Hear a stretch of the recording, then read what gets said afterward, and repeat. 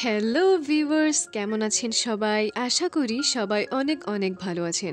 রিনা explains এর আরেকটি নতুন ভিডিওতে আপনাদের সবাইকে স্বাগত জানাই। চলুন কথা না বাড়িয়ে আমরা মূল ভিডিও স্টার্ট করে ফেলি। এপিসোড 6 এর শুরুতে আমাদেরকে পূর্বের এপিসোডের সেই সিনটি দেখানো হয়। এখানে জিয়ং দ্রুত দাঁড়িয়ে পড়ে। রাজা তখন বলে, এসব তোমার ভুল, তোমার কারণেই আমি দুর্বল হয়ে পড়ে গিয়েছিলাম।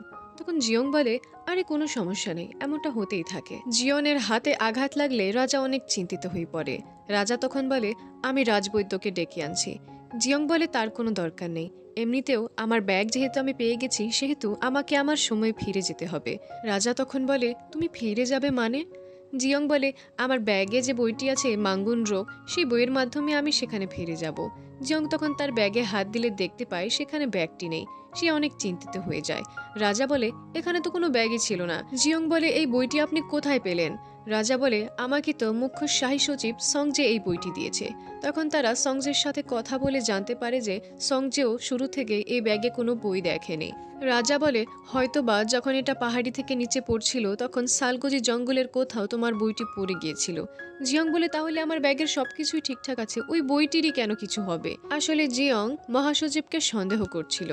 রাজা বলে, চিন্তা করো না, আমি যখন সেখানে প্রতিনিধিত্ব করতে যাব তখন আমার সৈনিকদেরকে পুরো জঙ্গলে ওই বইটি খোঁজার আদেশ দেব। আর যদি এতেও কোনো কাজ না হয় তাহলে আমি পুরো রাজ্যে এটা ঘোষণা করে দেব যে যে আমার ওই মাঙ্গুন রোগ বইটি খুঁজে দিতে পারবে তাকে আমি পুরস্কৃত করব। এবার খুশি তো তুমি? জিয়ং বলে, আপনি সত্যি এমনটা করবেন? রাজা বলে, হ্যাঁ। জিয়ং বলে, ঠিক আছে, ততক্ষণ না হয় আমি টাইম পাস করে নেব। এটা বলে মন উদাস করে জিয়ং সেখান থেকে বেরিয়ে যায়। অপরদিকে শাহী রন্ধনশালায় বাবুর্চিরা মদিরা পান করছিল। তখন হঠাৎই জিয়ং সেখানে চলে এলে তারা দ্রুত মদিরাকে লুকিয়ে ফেলে। কিন্তু জিয়ং সেখানে গন্ধ শুকে বুঝে যায় যে তারা মদিরা পান করছিল। তখন বাবুর্চি এম বলে, আমি একটু মদিরা বানিয়েছিলাম, যার কারণে সবাইকে চেখে দেখতে বলছিলাম। আপনি একটু চেখে দেখতে চান? জিয়ং সেটা চেখে একদম পুরো নেশায় চলে যায়। সে তখন নেশার চোটে র্যাপ সং গাইতে থাকে এবং সকল বাবুর্চিকে তার সাথে গান গাইতে এবং নাচতে বাধ্য করে দেয়। রাতের বেলা যখন জিয়ং এর ঘুম ভাঙে সে দেখতে পায় গিলগাম তার পাশে বসে আছে। সে গিলগামকে জিজ্ঞেস করে, আরে কি হয়েছে?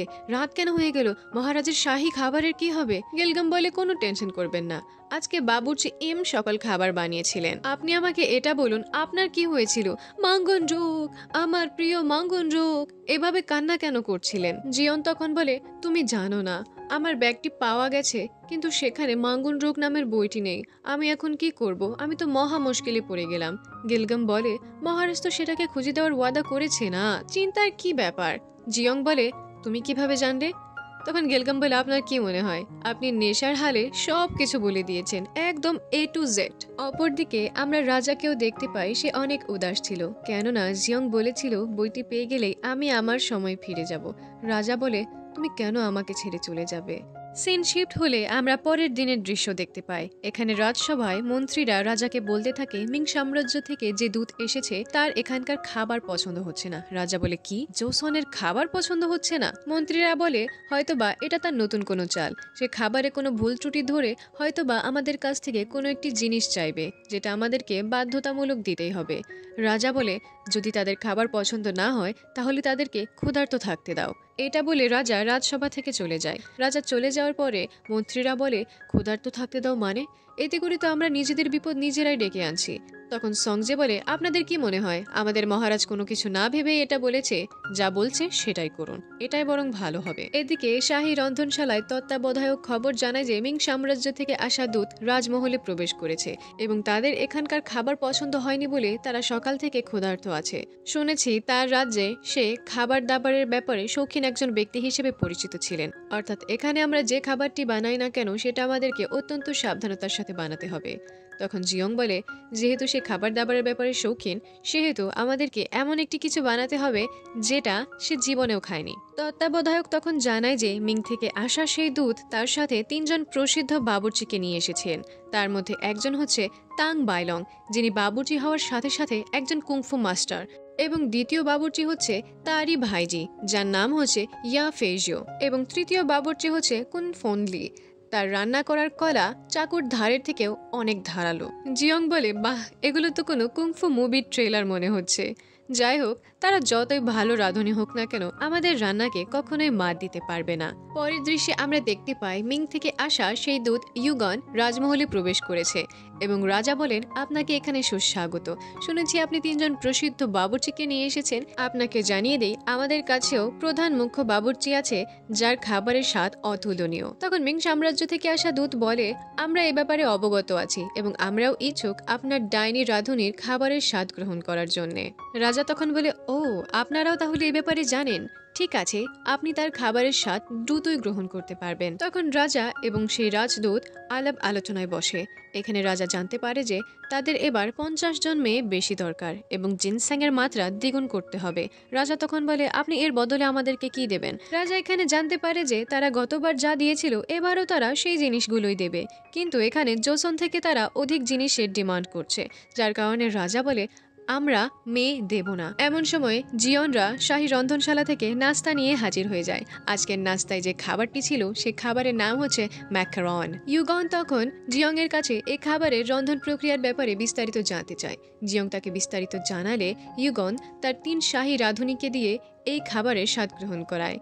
তারা এটিকে খেয়ে একদম ডিস্কো হয়ে যায়, অর্থাৎ তাদের এই খাবারটি এত ভালো লাগে যে তারা কোনো রিভিউ দেওয়ার পরিস্থিতিতেই থাকে না। এতে করে ইউগন সেই খাবারের স্বাদ নিজে গ্রহণ করে এবং ইউগনেরও এটা প্রচন্ড পরিমাণে ভালো লাগে। ইউগন তখন রাঁধুনির ব্যাপারে বিস্তারিত জানতে চাইলে মহারাজ বলে, এটাই সেই ডাইনি রাঁধুনি যেটার খাবারের প্রশংসা আপনি শুনে এসেছিলেন। ইউগন তখন প্রস্তাব দেয় তার মিং সাম্রাজ্য থেকে নিয়ে আসা শাহী 3 রাঁধুনির সাথে এই ডাইনি রাঁধুনির প্রতিযোগিতা করা হোক, কিন্তু জিয়ং এর এতে অসম্মতি ছিল, কেননা সে ভালো মতোই জানতো চাইনিজ কুইজিনের সাথে তার এই কোরিয়ান কুইজিনের কোনো তুলনা হবে না। সে মহারাজকে ইশারায় বলতে থাকে, আমার ভাই প্লিজ না করে দে, প্লিজ না করে দে। কিন্তু মহারাজ এটাকে উল্টোপাল্টা ভেবে বলে, ঠিক আছে, আপনার এখান থেকে যেহেতু 3টি বাবুর্চি রান্না করবে, সেহেতু আমাদের এখান থেকে একজন কেন, আমাদের এখান থেকেও 3 জন বাবুর্চি প্রতিযোগিতায় অংশ নেবে। জিয়ং তখন বলে, গাধা কোথাকার, বোঝাইলাম কি আর বুঝলো কি। জিয়ং তখন মহারাজকে প্রাইভেটলি ডেকে তাকে বলে, মহারাজ আমি এটা করতে পারবো না। তখন মহারাজ বলে, দেখো, তুমি যদি প্রতিযোগিতায় অংশগ্রহণ না করো তাহলে তোমাকে দেশদ্রোহী মানা হবে। জিয়ং বলে, আর যদি আমরা প্রতিযোগিতা করে হেরে যাই তাহলে কি হবে? তখন মহারাজ বলে, তাহলেও তোমাকে দেশদ্রোহী মানা হবে। জিয়ং বলে, বাহ, অর্থাৎ জলে কুমির ডাঙায় জং, আমি যেদিকেই যাই না কেন সেদিকেই আমাকে মৃত্যুদণ্ডই দেওয়া হবে, তাই না? মহারাজ বলে, একদম ঠিক ভেবেছ, এজন্যে তোমাকে ভালো মতো রান্না করতে হবে এবং জিততেই হবে। অপরদিকে রাজমাতার কাছেও প্রতিযোগিতার খবরটি চলে যায়, যার কারণে রাজমাতা বলে, মহারাজ এবার অনেক বোকামি করছে। রাজমাতা তার মন্ত্রীকে আদেশ দেয় তার একটি পত্র মিংয়ের শাহী পরিবারের কাছে পাঠিয়ে দেওয়া হোক। পরের দৃশ্যে আমরা রাজকুমার জেসং আর শাহী সখী খাং মুকচুকে দেখতে পাই। তারা এখানে সেই খাবারটি খেয়ে দেখছিল যেটা মিং সাম্রাজ্য থেকে আসা দুধ খেয়েছিল। খাং মুকচু বলে, মহারাজ এটা একদমই ঠিক করেনি। মিং সাম্রাজ্য থেকে আসা রাঁধুনিদের সাথে আমাদের রাঁধুনির কোনো তুলনা হয় না, আর এই মেয়ের তুলনা তো একদমই হয় না। আমাদের এখানে অন্য কোনো বাবুর্চিকে নিয়োগ করা উচিত। জেসং বলে, কাকে নিয়োগ করবে? বাবুর্চি মিয়াংসুককে? তোমার ওর সাথে দুশ্মনী আছে এটা আমি জানি, তাই বলে তুমি এমন অবস্থায় আবেগে সিদ্ধান্ত নিতে পারো না। যদি তুমি ধৈর্য ধরো তাহলে অবশ্যই ওই মেয়ে কোনো একদিন তোমার দাসী হবে, ঠিক আছে? এজন্য সবুর করো। পরের দৃশ্যে আমরা রাজসভার একজন প্রতিমন্ত্রীকে মিং সাম্রাজ্যের দূত ইয়গনের সাথে পার্সোনাল মিটিংয়ে দেখতে পাই। এখানে তারা একটি চুক্তি করছিল। চুক্তিটি এমন ছিল যে যদি জোসন হেরে যায় তাহলে তাদেরকে জোসনের রাজাকে পদচ্যুতি করতে হবে এবং জেসংকে ক্ষমতায় আনতে হবে এবং তারা পুরো চেষ্টা করবে জোসনকে হারানোর। ইউগন বলে, আপনাদের জেসং যদি ক্ষমতায় আসে তাহলে আমার এতে করে কি লাভ হবে? তখন প্রতিমন্ত্রী বলে, যদি জেসং ক্ষমতায় আসে তাহলে প্রত্যেকবার আপনাদেরকে 100 জন নারী উপহার দেওয়া হবে এবং আপনারা যা ডিমান্ড করবেন সবকিছু আপনাদেরকে পরিপূর্ণভাবে দেওয়া হবে। এটা বলে প্রতিমন্ত্রী সেখান থেকে চলে যায়। সে সেখান থেকে চলে যাওয়ার পরে ইউগন তার 3 বাবুর্চির সাথে সলা পরামর্শ করতে থাকে। সে বলে, দেখো, ঘরের শত্রু বিভীষণ এমন একটি পরিস্থিতিতে তার নিজের প্রতিমন্ত্রী তার বিরুদ্ধে ষড়যন্ত্র করছে। ইয়া ফেইজিও তখন সেখানে কারো উপস্থিতি টের পায়, যার কারণে সে সেই দিকে অ্যাটাক করতে থাকে এবং লুকিয়ে থাকা ব্যক্তিটি সেখান থেকে পালিয়ে যায়। আমরা দেখতে পাই সেই ব্যক্তিটি হচ্ছে গঙ্গেল। সে তখন রাজার কাছে এসে এই খবরটি জানায় যে তাদের প্রতিমন্ত্রী ইউগনের সাথে গোপনে আলাপ আলোচনা করেছে। রাজা বলে, কি আলাপ আলোচনা করতে পারে? পরের দৃশ্যে আমরা জেসং সহ বাকি সকল প্রতিমন্ত্রীকে দেখতে পাই। তারা এখানে ষড়যন্ত্র করছিল কিভাবে মহারাজের পদচ্যুতি করিয়ে নতুন জোসন সাম্রাজ্য কায়েম করা যায় এবং তারা এখানে একটি পত্রের কথা নিয়ে আলোচনা করছিল।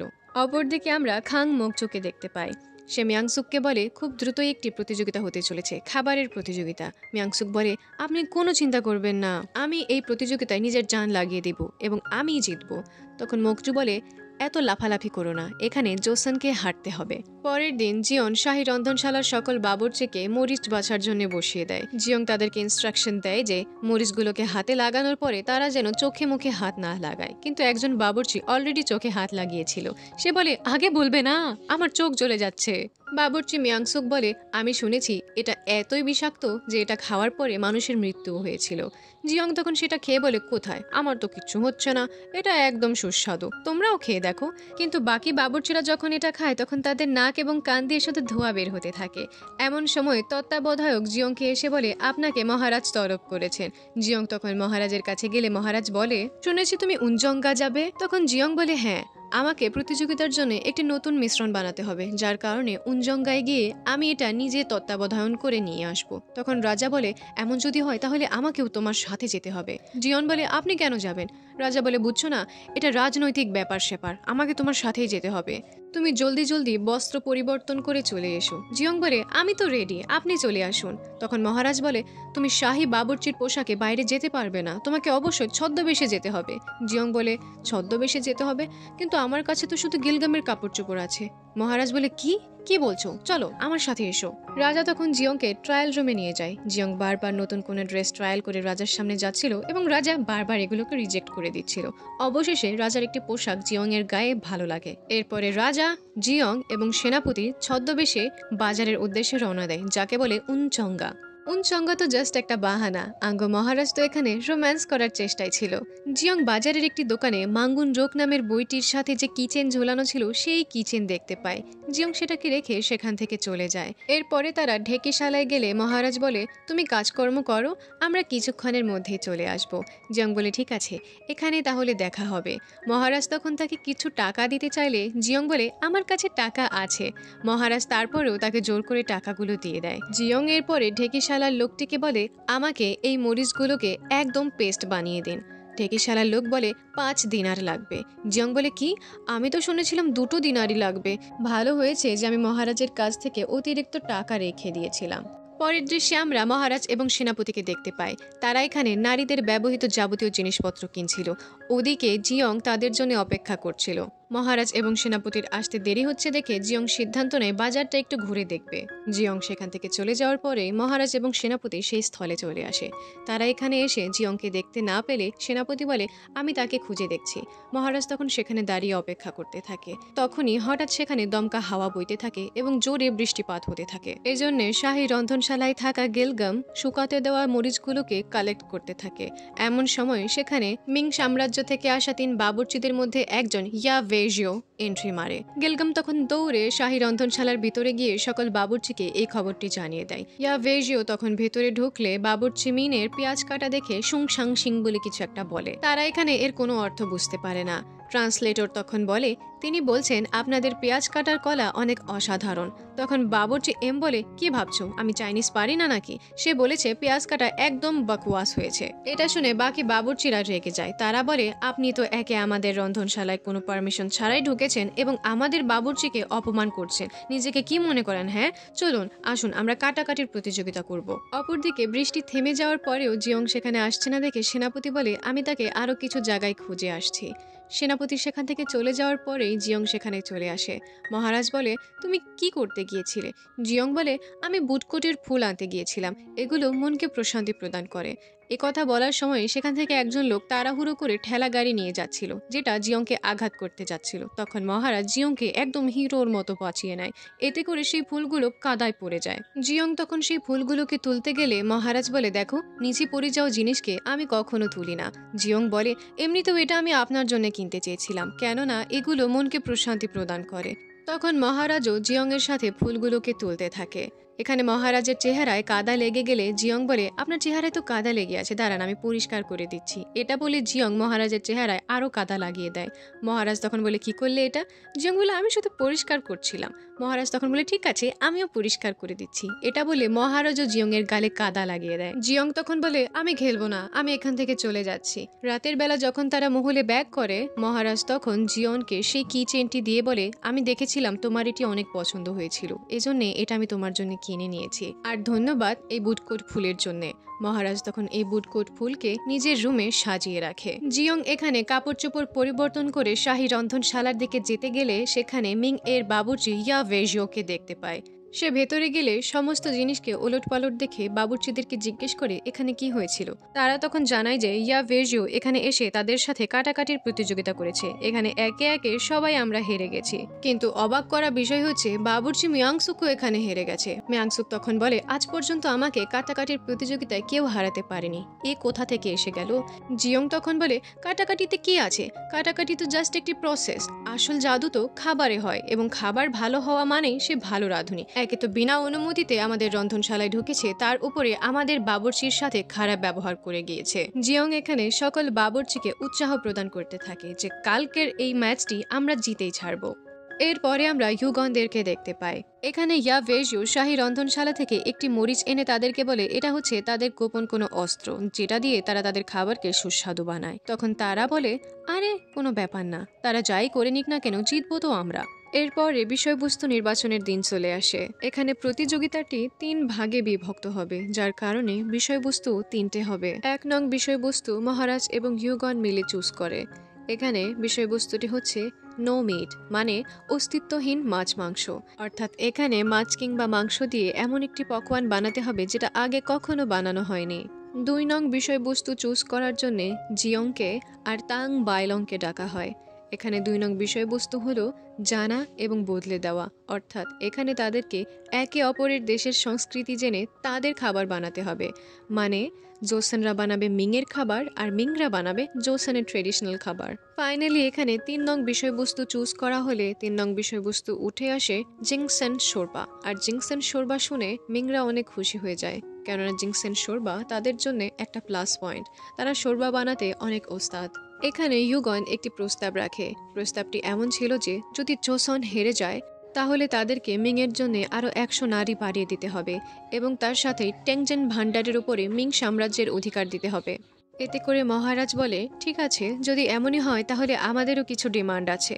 যদি জোসন জেতে তাহলে মিংকে যে উপহারগুলো দেওয়া হবে সেটা একদম অর্ধেক করা হবে, এবং তার পাশাপাশি জোসনরা যত চাইবে আটা এবং আখ মিং থেকে আমদানি করতে পারবে। এতে করে ইউগন বলে, তোমার সাহস কি করে হয় এত মহান জাতির কাছ থেকে এরকম ডিমান্ড করার? মহারাজ বলে, আপনি কি ভয় পাচ্ছেন? তখন ইউগন বলে, ঠিক আছে, যদি মিং হেরে যায় তাহলে আমি মিংয়ের মহারাজকে বলে তোমার এই আবদার পূরণ করার দাবি জানাবো। এখানে প্রতিযোগিতার দিন ফিক্স করা হয়। প্রতিযোগিতা আজ থেকে 5 দিন পরে হবে এবং এটি 3টি ভাগে বিভক্ত হবে এবং প্রত্যেক প্রতিযোগিতা 2 ঘন্টা সময় ধরে হবে। এরপরে বাবুর্চিরা একে অপরকে সম্মান প্রদর্শন করে। এখানে জিয়ন ইয়া ভেজিওকে জানায় যে আপনি আপনার চাকু আমাদের কিচেনেই ভুলে গেছেন, সেটা সেখান থেকে নিয়ে আসবেন দয়া করে। ইয়া ভেজিও তখন সেটা নিতে গেলে দেখে সেটার ধার একদম নষ্ট করে দেওয়া হয়েছে। এতে করে ইয়া ভেজিও রেগে যায়, তার চেতানির কি দরকার আসছিল। যাই হোক, আমরা দেখতে পারি জিয়ং এই প্রতিযোগিতার জন্য সম্পূর্ণরূপে প্রস্তুত ছিল এবং তার পাশে আমরা একটি প্রেসার কুকারের চিত্র দেখতে পাই। এই সিনটের মাধ্যমে এপিসোডটি শেষ হয়ে যায়। এক্সপ্লেনেশন আপনাদের কেমন লাগলো অবশ্যই কমেন্টে জানাতে ভুলবেন না। ভালো লেগে থাকলে লাইক করে যাবেন, সাবস্ক্রাইব করে যাবেন যদি চ্যানেলে নতুন হয়ে থাকেন। দেখা হবে পরের এপিসোডে, ততক্ষণ পর্যন্ত সুস্থ থাকবেন। আল্লাহ হাফেজ।